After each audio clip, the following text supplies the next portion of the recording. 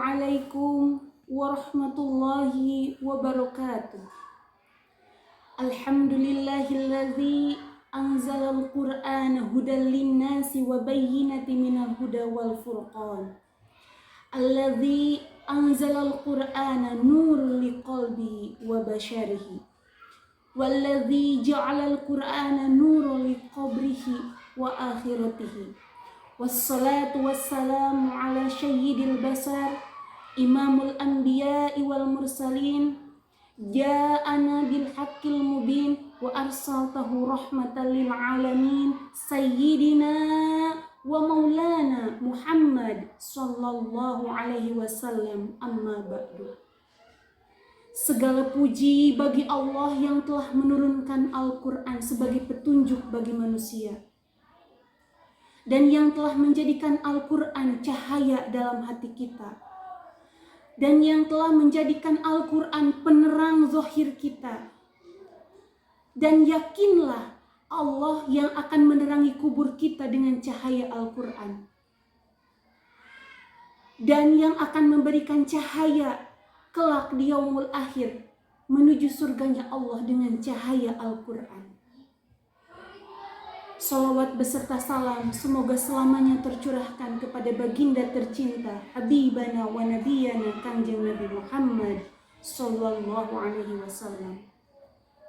Sahabat fatayat yang dirahmati Allah, pada pembahasan kali ini begitu spesial karena terkait dengan peristiwa yang sangat dahsyat, peristiwa yang banyak diperbincangkan oleh para alim ulama, yaitu peristiwa tentang diturunkannya Al-Quran, atau kita sebut dengan nuzulul Quran.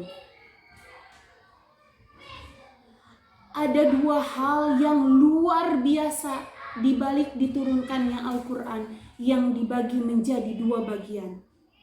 Bagian yang pertama adalah keistimewaannya. Allah Subhanahu wa Ta'ala telah memberikan isyarat tentang keistimewaan Al-Quran. Saking istimewanya, saking agungnya Al-Quran, Allah tidak menurunkan Al-Quran melainkan bersanding dengan hal-hal yang istimewa pula. Seperti dalam waktu diturunkannya Al-Quran, dalam firman Allah, Syahrul Ramadhan alladzi unzila fihi al-Quran, al-ayat sadaqallahul azim. Allah menurunkan Al-Quran di bulan yang begitu mulia, bulan yang penuh dengan limpahan pahala, bulan yang penuh dengan maghfirah Allah, yaitu bulan suci Ramadan.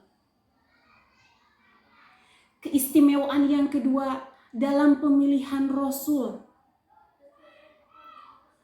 Allah menurunkan Al-Quran kepada Nabi utama, Rasul termulia, Nabi yang dikenal sebelum beliau lahir, tanda-tanda kenabiannya sudah Allah berikan, sudah Allah kabarkan. Bahkan sebelum Nabi terlahir ke muka bumi, Allah telah membuat perjanjian beserta para Rasul dan Nabi sebelumnya, agar ketika Nabi terlahir, maka harus mengikuti syariatnya dan juga membantu dakwahnya, dan tidak lupa beriman kepadanya. Keistimewaan selanjutnya yaitu malaikat. Dari sekian banyak malaikat, Allah menunjuk malaikat Jibril untuk menurunkan wahyu berupa Al-Quran kepada Nabi Muhammad SAW. Malaikat Jibril adalah syahidul malaikat, yaitu pemimpin para malaikat. Keistimewaan selanjutnya yaitu mukjizat. Mukjizat Nabi Muhammad SAW begitu luar biasa, yaitu Al-Quranul Karim. Sebagaimana kita ketahui, para nabi dan rasul terdahulu memiliki mukjizat masing-masing. Tetapi mukjizat yang dapat melahirkan pahala sejak mukjizat itu diturunkan sampai hari kiamat, yaitu hanyalah Al-Quranul Karim, mukjizat Nabi Muhammad SAW. Tidak ada orang yang bosan untuk membaca Al-Quran. Makna Al-Quran begitu dalam. Tidak ada satupun orang yang dapat menandingi akan kebesaran dan akan kedalamannya Al-Quran. Stop lagu capek. Keistimewaan selanjutnya yaitu mukjizat. Mukjizat yang diturunkan kepada Nabi Muhammad SAW berupa Al-Quran.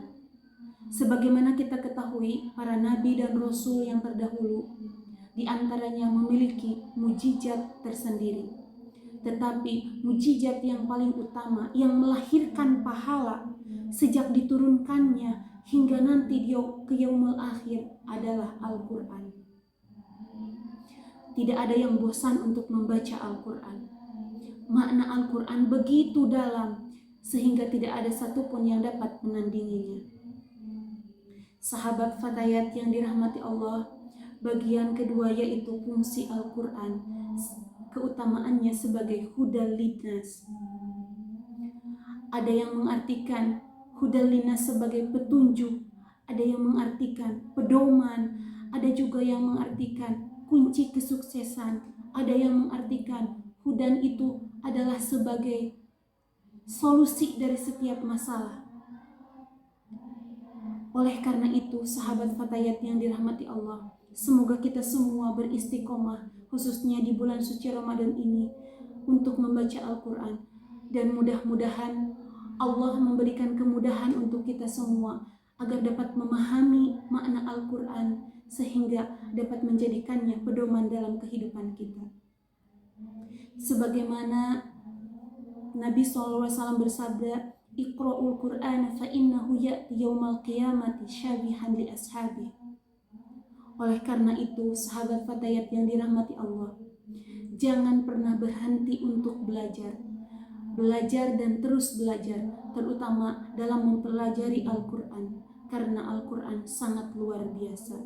Akhiru da'wahu subhanakallahumma wa bihamdika asyhadu an la ilaha illa anta astaghfiruka wa atubu ilaik.